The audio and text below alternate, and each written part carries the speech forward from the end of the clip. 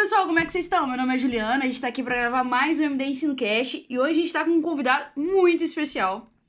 A gente tá aqui com o Rafael, Dr. Rafael Dias. Seja muito bem-vindo, Rafael. Obrigado. O Rafael, ele é formado em farmácia. Legal, né? Em medicina.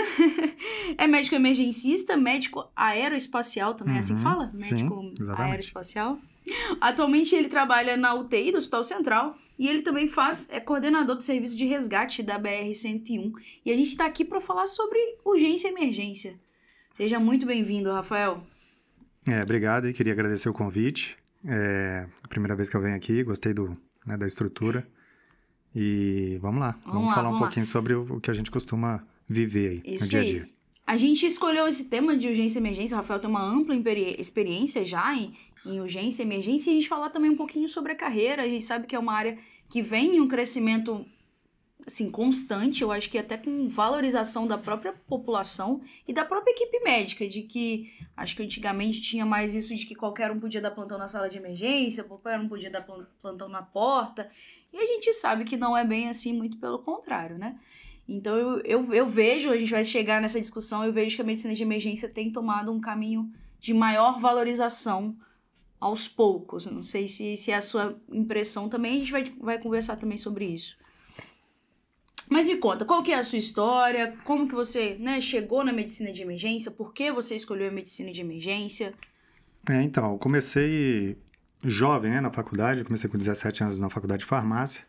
E aí, logo que eu terminei a primeira graduação, eu comecei a trabalhar num serviço de atendimento pré-hospitalar. Uma empresa dessa que prestava serviço para o estado aqui do Espírito Santo. Mas na farmácia? Como farmacêutico, aí era o responsável pelos materiais, medicações, enfim. E já tinha uma dificuldade dos médicos em relação, por exemplo, à ventilação mecânica. Não era a minha área, era farmacêutico, mas eram aqueles respiradores pneumáticos, Até o Gabriel até fala, como ventilar o paciente com 4 parâmetros. Era o que a gente fazia. E é o que a gente faz até hoje, na verdade, Porque os respiradores pneumáticos, eles têm só 4 parâmetros, assim, 5 no máximo, é o que a gente costuma mexer. E os médicos tinham essa dificuldade. Então, eu comecei a perceber que eu tinha uma facilidade para essa parte da área médica, de atendimento a pacientes, enfim. E, eventualmente, até eles pediam apoio para eu ir lá no hospital, por exemplo, ajudar. Então, chegou a esse nível de absurdo, assim. E aí, eu fui cogitando essa possibilidade. Então, depois, com 2 anos de formado em farmácia, eu resolvi fazer medicina. E aí foi difícil, eu continuei trabalhando justamente nessa empresa, depois outros empregos, mas aí fui seguindo a medicina até que eu migrei da função de farmacêutico para médico da mesma empresa.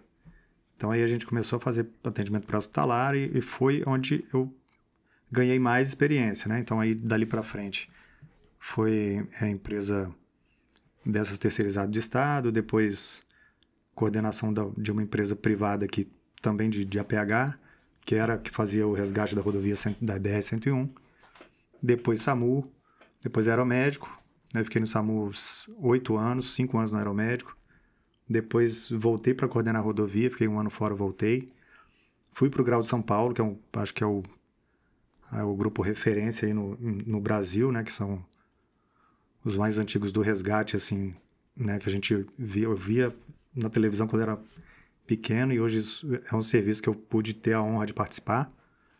E aí depois voltei para cá de novo, agora estou aí na UTI, na coordenação do resgate e no pronto-socorro. Parece que a vida foi meio encaminhando você, para essa área. Quando me perguntam por que eu escolhi, eu falo que foi isso, A vida foi me levando para esse caminho. E você fez a prova, de medicina de emergência? Fiz a prova de título de medicina de emergência e a de medicina aeroespacial. E a residência de medicina de emergência ela é um pouco recente, Eu não vou ter ideia. Então, aqui no estado começou há pouco tempo, Então terminou o primeiro grupo, foi acho que ano retrasado, se eu não me engano. O primeiro grupo de residentes daqui do estado. Em São Paulo a gente já tem uma outra realidade da medicina de emergência, Então aqui no estado a gente tem essa dificuldade principalmente naquela parte cultural que você falou, que é normalmente o recém-formado ele vai para o pronto-socorro, ele vai para a emergência, que é um erro, Porque eu acho que onde chega o paciente crítico e onde não tem muito tempo para você pedir ajuda, para você consultar alguma coisa. Então, é um erro muito comum. E a gente tá, aqui no estado a gente está nesse limbo, né? A gente não tem profissional de medicina de emergência assim, titulado para assumir todos os pronto-socorros e emergências e não consegue exigir por isso, porque não tem profissional para cumprir, e aí acaba que fica nesse meio termo. O pessoal fica assumindo porque não tem para cobrir, não tem como cobrar porque não tem profissional, enfim. Eu acho que a medicina intensiva passou por isso uma época, né? Sim. Também acho que vai seguir um caminho de UTI ser só de intensivista. Sim. Acredito que futuramente... Pois é, a medicina intensiva que já é muito mais estruturada, né, do ponto de vista de associação, de titulação, enfim. Ainda tem essa dificuldade. Ainda tem profissional não especialista, né, na UTI, assim, inclusive recém-formados, que a gente vê... Sim, que é o que mais preocupa, né? E por que você optou por fazer a prova? O que você acha que isso mudou, assim, na sua vida? Então, eu fui percebendo que era um déficit aqui no estado, né? Eu sempre acompanhei a parte de legislação também da parte da empresa, né? Das empresas de atendimento pré-hospitalar, porque como responsável técnico, eu tinha que estar atualizado em relação ao que era exigido no mercado e o que a gente precisava cumprir do ponto de vista de legislação, para documentação, enfim.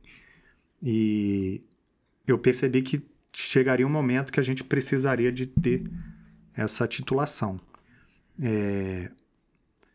E para você ter uma ideia, por exemplo, esse segmento de atendimento pré-hospitalar é exigido que seja, para ser o responsável técnico, tem que ser um intensivista. Não é um médico de medicina de emergência. Não é emergencista. Então, para você ver como a especialidade ainda está se estruturando, ela não toma conta do segmento que é dela. Que deveria ser dela, né? Então, é uma mudança que está para acontecer. Né? A gente já conversei com o Gabriel sobre isso. Uma tendência. Então, é um campo aí que a gente precisa crescer, né, no ponto de vista de titulação, de medicina de emergência, porque é um mercado que está abrindo principalmente aqui no estado. Legal. E qual que você vê como o maior desafio da medicina de emergência hoje? Cara, eu acho que é se manter atualizado, principalmente porque são todas as áreas, né? Então, a gente costuma dizer que a medicina de emergência é a parte mais legal do ponto de vista de imprevisibilidade, de variedade, porque pega a melhor parte de cada especialidade, né? Então, por exemplo, se chega uma gestante com DEG, sei lá, pré-eclâmpsia, chega uma criança com insuficiência respiratória, chega um adulto, qualquer especialidade a gente tem que estar apto para atender, né? Até porque a gente não tem como ter uma especialidade de cada nas emergências. A gente não tem nem emergencista que dirá especialidades variadas, né? Então, eu acho que o maior desafio é se manter atualizado em todas essas áreas ao mesmo tempo, para você estar pronto para qualquer situação que chegue na emergência, no seu plantão. Legal, porque diferente da UTI, na UTI a gente tem um ambiente muito mais controlado, né? A gente fala que pode chegar qualquer coisa? Pode, mas para ele chegar na UTI, ele precisa primeiramente passar em alguém tem que ver ele primeiro antes de chegar na UTI. Então não é tão imprevisível. A gente tem uma certa imprevisibilidade, lógico, um paciente pode fazer um AVC lá na nossa cara, isso pode acontecer, mas quando você pensa em emergência, realmente é uma imprevisibilidade muito maior, né? E eu imagino que isso gere até um estresse para quem tá ali na porta. E muitas vezes o que acontece é que esse cara da porta / sala de emergência, ele não tem que ficar tomando conta só da sala de emergência, ele toma conta da porta, ele toma conta às vezes da enfermaria, isso gera um estresse e uma sobrecarga de trabalho, né? Eu acho que também que vocês que estão né, que são mais da UTI, né, da intensiva, vocês percebem isso, né? Quando o paciente é atendido por alguém capacitado na porta, na emergência, como que ele chega lá em cima na UTI? Né? O paciente que chega atendido de qualquer maneira, ele chega mais quadrado, né? Dá muito mais trabalho para estabilizar, para arrumar, enfim. Tanto que a gente A gente gosta de falar assim, manda logo pra UTI, deixa que aqui a gente resolve. Não perde tempo, né? Porque parece que vai ajudar, mas só atrapalha. Exatamente. Isso aí eu vi isso lá também no Central esses dias. Então, isso acontece até onde não é porta aberta, né? O paciente regulado foi transferido via SAMU e chegou quadrado. Chegou quadrado lá embaixo, chegou quadrado lá em cima. Então, essa dificuldade da gente conseguir organizar o campo da porta, né, da emergência, eu acho que é fundamental e é o que a gente sempre fala, né? Não adianta um atendimento avançado se o básico inicial não foi bem feito, né? E quantas vezes a gente vê que na hora que você pega o paciente, você não tem mais tempo. Já perdeu o tempo. Já perdeu, já passou, o tempo de trombólise já foi, tempo de trombectomia já foi, a expansão volêmica da sepsis já passou, e aí você tem que lidar com as consequências, às vezes correndo contra um tempo que você não tem. E eu espero inclusive da população e governo e até a gente mesmo dê mais valor ao profissional de medicina de emergência. Porque realmente eu acho que é o contato que a população tem com a medicina, que hoje é muito mal visto. Eu acho que pela população, que a gente vê aí de pessoas e pacientes falando mal dos pronto-atendimentos. Às vezes com razão, às vezes não, mas isso não vem ao caso. Mas eu acho que é um filme que tá meio queimado ali. Sim. Perante a população. É crônico, né? É crônico já. Então, assim, se a gente conseguisse realmente dar valor a esse profissional, de realmente um emergencista ali na sala de emergência, atendendo o paciente que chega, SAMU, enfim, talvez isso traria melhoras tanto para a população, enfim, para todo mundo. Eu acho que é uma tendência, né? A gente está vendo agora, crescendo aqui no estado já abriu mais, se eu não me engano, mais 2 residências, né? Então, acredito que em breve aí a gente já vai ter condições de exigir, no mínimo, coordenação de pronto-socorro por emergencista, né? Que não é o ideal, mas já é um avanço gigantesco. E como que você vê o mercado de trabalho hoje, assim? O cara que está formando hoje, o que ele tem de opção? Então, a gente tem, para os emergencistas, poucos que a gente tem no estado, a gente tem assumido os cargos de coordenação, poucos, né? E ainda não está naquele ponto de começar a exigir a presença deles. Mas, por exemplo, teve um concurso agora recente para medicina de emergência que teve, sei lá, acho que foram 8 candidatos só. Então, ainda você não consegue nem, com essa quantidade de profissionais, nem conseguir fechar uma escala completa só com especialista. Mesmo sendo um concurso, né, federal, enfim. Então, acredito que a gente vai conseguir mudar isso aí em breve e conseguir que não só seja cargo de coordenação, seja plantonistas ou pelo menos algum emergencista em todas as emergências, pelo menos os principais hospitais,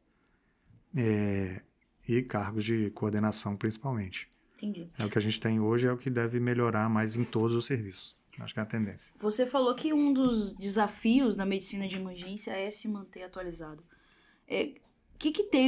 Tiveram grandes atualizações na medicina de emergência nos últimos anos, grandes mudanças? O que você viu aí no passado recente de mudança na medicina de emergência?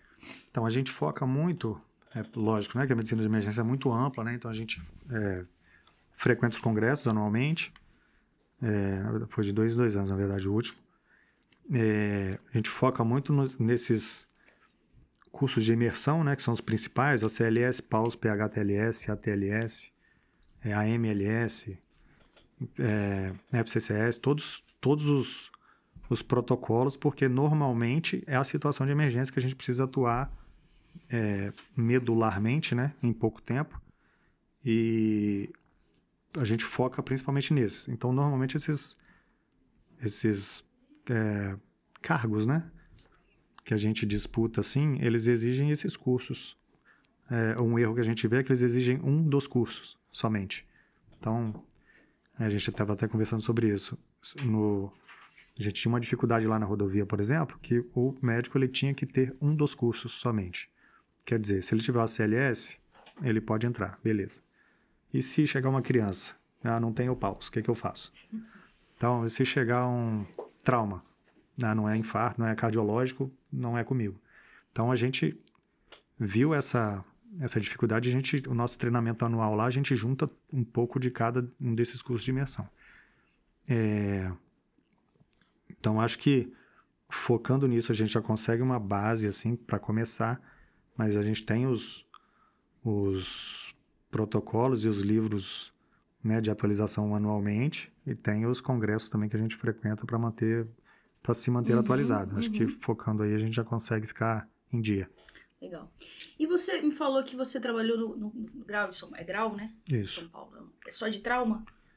O Grau de São Paulo, ele já tem mais de 30 anos, ele foi idealizado e teve até uma portaria, uma legislação estadual de São Paulo, que direcionou todos os atendimentos de trauma para o Grau e os atendimentos clínicos para o SAMU. Então, lá tem SAMU também e tem o Grau. Então, idealmente, o Grau seria só para atendimento de trauma e desastre, né? Enfim, múltiplas vítimas, desastres de grandes proporções, deslizamento de terra, enfim, grandes eventos. Então, fiquei lá 1 ano, foi uma experiência única. Gostaria de voltar, tenho resistência de quem manda, mas se tiver, eu acho que vai ter em breve, eu gostaria de voltar porque foi uma experiência diferente. Acho que não teria como viver o que eu vivi lá aqui.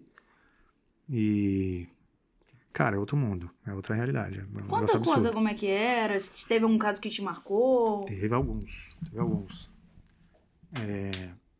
acho que o mais impactante lá foi um atropelamento de uma gestante gemelar de 6 meses. A gente chegou na cena, ela estava em parada. A gente tentou reverter, enfim. Não conseguimos. Ela teve uma amputação traumática de membro inferior, já estava midriática na cena e ela estava com um barrigão no meio da rua, na frente de casa. Então, a gente sabe que na teoria, PCR em gestante, a gente tenta, faz uma cesárea de urgência para salvar a mãe, a prioridade da mãe. Mas nesse caso, não tinha prognóstico para a mãe. Então, a gente estava muito próximo do hospital, a gente foi para o hospital, fizemos a cesárea de urgência na mãe, conseguimos tirar 2 crianças, estava com 20 e poucas semanas, quase 30 semanas cada, né? E a gente conseguiu reverter as duas voltaram, foram para o TIM, mas acho que foi um atendimento que marcou muito. Outros atendimentos, assim, que impactaram, né? Acidentes de trânsito com vítima encarcerada. Lá a gente tem um aeromédico muito mais voltado para o atendimento primário, né? Que é o atendimento da vítima na cena. Aqui no estado a gente vê muito o aeromédico fazendo transferência interhospitalar, né? É um infarto que chega lá no interior e vem para cá. É um AVC que chega dentro do tempo de trombólise lá no interior, vem para cá. Lá não. Lá o aeromédico só vai pro primário. Então ele pousa na cena, na rodovia. Porque acho que talvez chegar de carro seja muito tempo, aquele então... trânsito de São Paulo absurdo, né? Então a galera para o trânsito, o helicóptero pousa no meio da rodovia e atende o trauma lá. Então acho que essa realidade que é interessante, que a gente não tem aqui, que eu acho que é o futuro, acho que aqui vai evoluir para isso, talvez um dia. Também é uma experiência bem bacana que eu não consegui em outro lugar ainda. E como é que você lidava, assim? Isso te gerava muito estresse, nervosismo? Você ficava nervoso antes de ir, não sabia o que ia encontrar na cena? Cara, ou você já estava tranquilo, já tinha... Quando eu comecei, eu gelava mais. Eu sentia um friozinho na barriga. Agora, eu fico um pouco apreensivo ainda, né? Justamente por causa da imprevisibilidade. A gente tem pouca informação inicial. Então, é sempre uma surpresa. Esse caso da gestante, por exemplo, era uma gestante de 6 semanas. Quando chegou lá, era 6 meses. Então, muda tudo. Porque, né? Antes era um provável aborto. Depois era uma criança viável, né? Mudou tudo. Então, a gente vai meio apreensivo. Mas, em São Paulo, a vantagem que a gente tem, né? Uma segurança que a gente roda junto com o pessoal dos bombeiros, né? São militares. Então, a gente tem uma sensação de proteção maior, né? Porque aqui a gente fica vulnerável, a gente já teve casos de agressão. Então, é uma profissão ainda insegura no pré-hospitalar, né?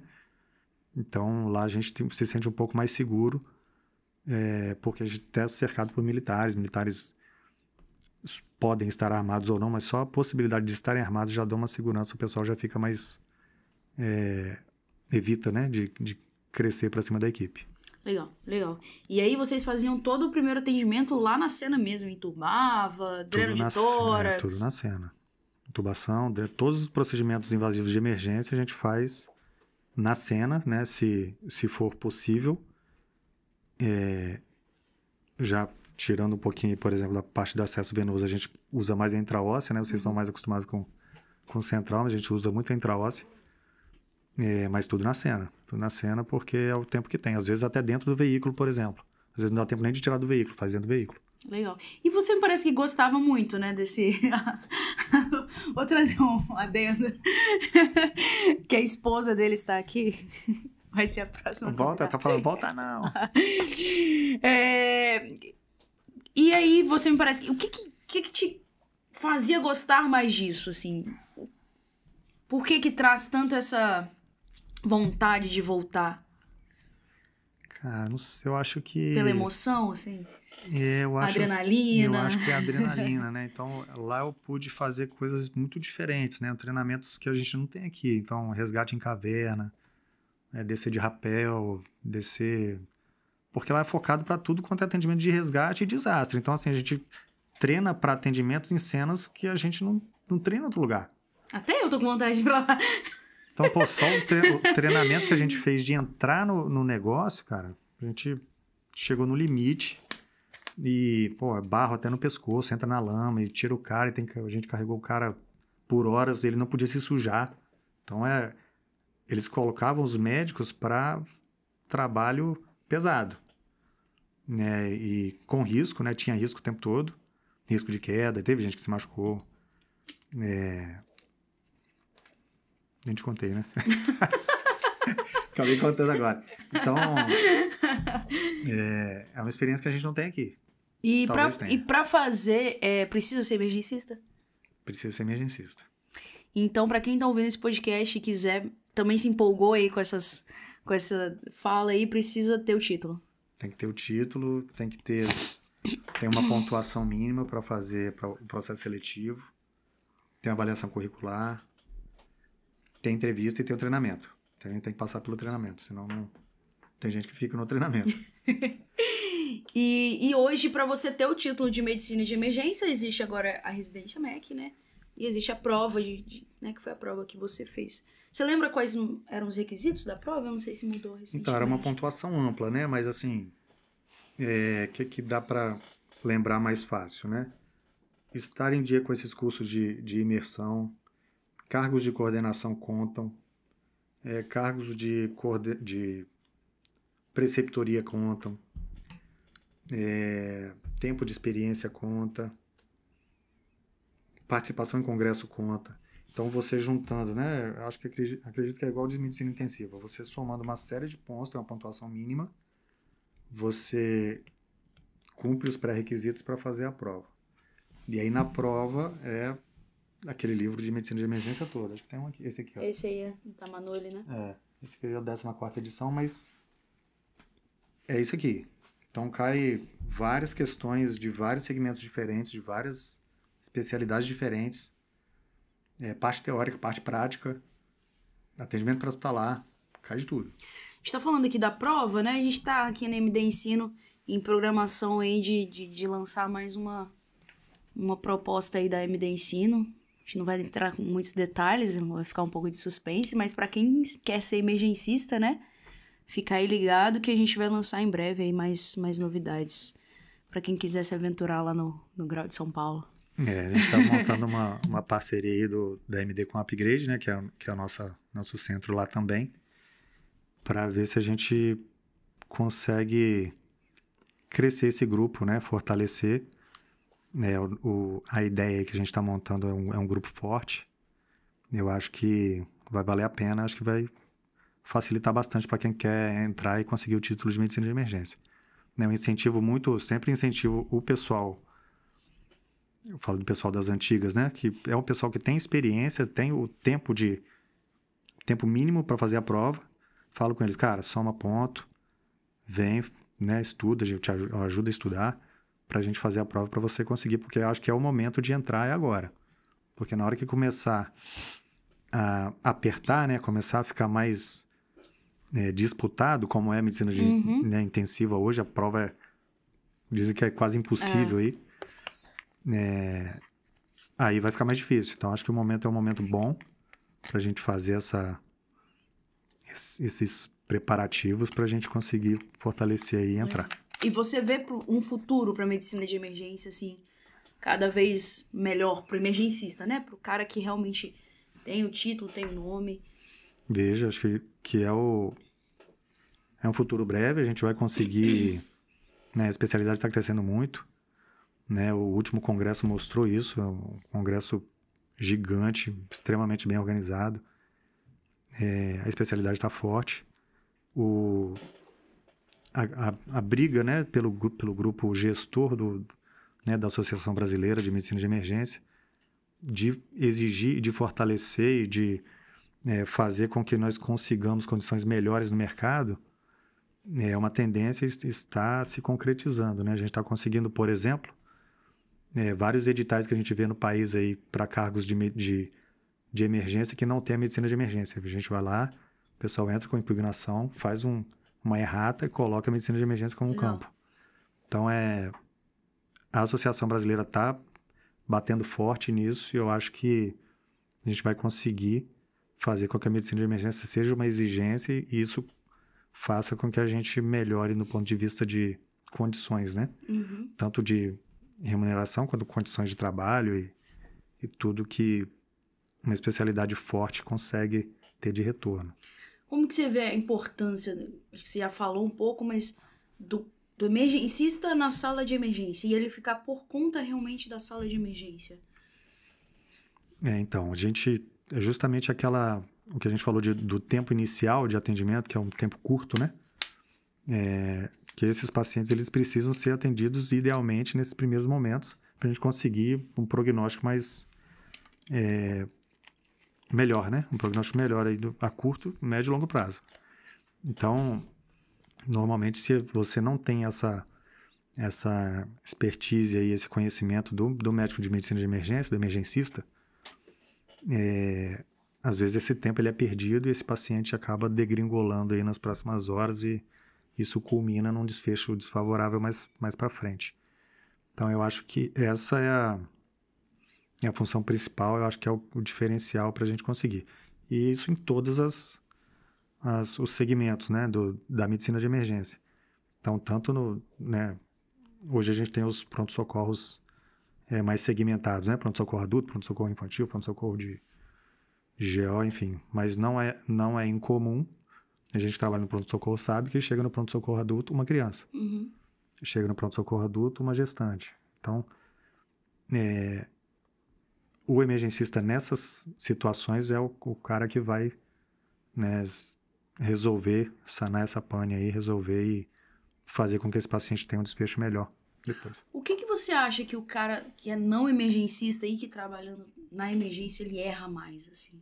Você acha que é no AVC, que não faz trombólise? Você acha que é na sepse, que não faz antibiótico? Ou expansão volêmica? Ou você acha que é em procedimento que eles não têm mão? Eu acho que tudo. Eu acho que tudo. Porque a gente tem vários exemplos de várias situações de todas essas que você citou, por exemplo. Então, mas, assim, coisas básicas do tipo intubação, que era para ser um procedimento simples, né? Que é um procedimento simples, na verdade. A gente vê muita dificuldade. Identificar uma alteração eletrocardiográfica básica, né? Um supra. A gente cansou de ver paciente suprado esperando curvar a troponina para ver se é realmente infarto ou não. Então, né, AVC, a gente cansou de ver AVC perdendo tempo de trombólise. Enfim, então acho que todas essas falhas são comuns, a gente vê muito. E é justamente aquilo, né? Eu acho que a falta do conhecimento geral, né? A gente até brinca que a ignorância deixa o cara mais ousado, né? Justamente por não saber o que nem o risco, nem o que está fazendo de errado. Então, acho que é tudo. Todas as áreas, o médico recém-formado, não estou falando todos, tem médicos recém-formados muito bons, obviamente, mas no geral, acho que essa experiência ela é fundamental. A gente costuma falar aqui, já falou em outros podcasts, que se o cara não sabe entubar, se o cara não sabe funcionar, se o cara não sabe manejar um infarto, se o cara não sabe manejar ele não tem que pegar um plantão em porta. Eu não acho tem. que isso deveria, né, ser o mínimo. A gente, ao mesmo tempo que a gente incentiva que as pessoas se exponham, vá pegar plantão, porque tem muita gente que sente muito medo. E sente tanto medo que não pega plantão e aí também não se expõe a situações e também não cresce. Porque a gente tem nossos mentorados aqui que a gente vê que o cara é bom, o cara sabe, mas ainda com muita insegurança, medo de se expor, aí fica só na porta. Mas são pessoas que sabem. Mas a gente fala que o cara que não sabe manejar, né, emergências corriqueiras, infarto acontece todo dia. Deve ter gente infartando neste momento, chegando lá na UPA. Esse cara não tem que estar na sala de emergência. Ele precisa estudar, vai se melhorar, vai fazer um curso, enfim, o que for. E depois ele pega um plantão na sala de emergência. E a gente não vê isso. A gente vê que eles se aventuram mesmo. E às vezes estão fazendo besteira e nem sabem que estão fazendo besteira. Então a gente vê muito nesses grupos de WhatsApp de plantões por aí, que o anúncio é justamente plantão local tal, tem SAMU do lado. Quer dizer, olha a segurança que o cara dá, tem SAMU do lado. E assim, o SAMU hoje no estado está muito bem estruturado no ponto de vista de retaguarda, né? Então, por exemplo, se esse camarada chega infartado, a gente consegue levar ele para referência. Só que alguém precisa ver que ele está infartando. Então, não adianta essa retaguarda se o cara não sabe que está infartando. Uhum. Então, mesmo que o SAMU esteja do lado, se não tiver essa triagem eficiente na porta, na emergência, esse cara vai infartar e vai morrer lá sem saber por quê. Porque o médico da porta não identificou. Então, é exatamente isso, né? Assim, essa ignorância, ela é um risco, né? A gente até conversa às vezes, a gente fala, cara, às vezes dá medo de passar mal por aí, porque você não sabe quem vai te atender. Eu falo com todos os meus amigos, gente, se vocês passarem mal, vocês me ligam. Não... Pode ligar a qualquer hora, não tem problema. Assim, novamente, tem muita gente boa, mas às vezes dá medo. Dá. Bom, já caminhando aqui pro final do nosso podcast, pra quem quer, se interessa pela área, pra quem quer seguir nisso daí, medicina de emergência, quais são as suas recomendações, o que você orienta, dicas, alguma coisa que você gostaria de ter ouvido lá no começo e que hoje você já tem mais maturidade? Cara, eu acho que o médico recém-formado que se interessa pela área, eu recomendo sempre, independente de qual área seja, residência. Faz a residência. Se você não tiver condições, se você acabou assumindo uma função, a gente sabe que tem dificuldades em todos os locais, então às vezes o médico recém-formado ele assume uma função, né, de sustento de algum segmento da família, enfim. E já está no ponto de ter pré-requisitos, fazer um treinamento, né, um estudo para fazer a prova de título, estar sempre atualizado, treinar em simulações, treinar de todas as maneiras que você puder, com um ambiente simulado, com um ambiente real, acompanhar o serviço. A gente via muito, né, antigamente tinha uma liberdade maior de você acompanhar alguns serviços, né? Hoje a gente acaba tendo uma disputa muito grande com o pessoal que quer acompanhar com internos de algumas faculdades, com residentes, mas acompanhar é importante. E treinar, né? Então, vocês têm um programa de mentorandos, por exemplo, que é um programa legal. Nós temos também nossos treinamentos anuais lá na rodovia. A gente sempre, quem me procura, eu coloco junto do treinamento, vão treinar junto com a gente, que os médicos da rodovia treinam, vocês vão treinar também. Se você gostar, a gente vê a possibilidade aí de colocar junto. Então, eu acho que é isso. Em resumo, é treinamento, atualização. Se tiver condições de residência, se não tiver, treinar, estudar, fazer curso para fazer prova de título, mas não ficar em paralelo, né? Não ficar assim perdido nesse limbo aí sem